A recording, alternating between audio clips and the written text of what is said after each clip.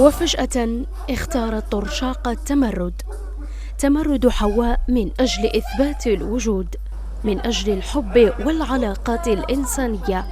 فتاة الكبريت تصرخ في وجه القمع المفروض في علبتها وسط زخم من صراع السلطات والمصالح. الحب هو هبة من عند ربي سبحانه يمدها للعبد تاعو باه يستفيد منها وباه يحب الغير، بصح لازم نتعلموا كيفاش نحبوه، سواء بين المرأة والرجل أو بيناتنا، هي علاقة إنسانية. العرض كان مليء بالصراعات داخلية، صراعات بين السلطة والشعب، بين السلطة في حد ذاتها في قصر تحم. كلش مركب بالحب، يعني الحب اون جينيرال، ماشي الحب برك فقط تاع العشق، يعني تاع لو كوبل برك، مي الحب اون جينيرال نحبوا بعضنا، اون بو الي تري تري لوان. الحب في الأسرة ما كانش، الحب بين الأب وولاده لينا ما كانش ولا مفقود، الحب بين بعضنا ولا مفقود. حبينا نرجعوا هذاك الحب هذاك بين بعضنا. بلا حب ما نقدروش نوصلوا لاي حاجه. هذا هو ليسونسيال، الميساج اسونسيال اللي رانا نجوزوا فيه في هذه المسرحيه. فكرت المرحوم راجلي وينها فيهم سلامي ستود اللي شعلوا داري كوبر في الفيلم كوبر. إنها صورة من المجتمع تجسدها الكوميديا الطاغية على لوحات طرشاق، وتحكيها التراجيديا التي ترمقك خلف كل ابتسامة ليؤسر الجمهور ويتوه في جماليات نص أحمد رزاق ورؤيته الإخراجية. الحق يبقى حق.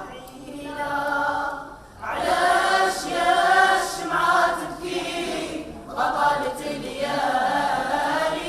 إسقاط احنا عايشين في الدول العربية ولا في العالم كله عايشين اندثار للقيم الإنسانية، عايشين اندثار للجانب الحب الحقيقي تاع الإنسان لأخيه الإنسان، رغم أن كل الديانات تدعو إلى هذا الحب، إلى التسامح، فكان إسقاط يعني كيف أنه علب الكبريت اللي ما عندها لا قلب ولا تحس وكذا هي اللي ربما تمدلنا دروس في الحب، في القيم الإنسانية اللي لازم تعاود ترجع. معروف عليه بالأعمال تاعو في الكتابة، في السينوغرافيا، والآن في الإخراج.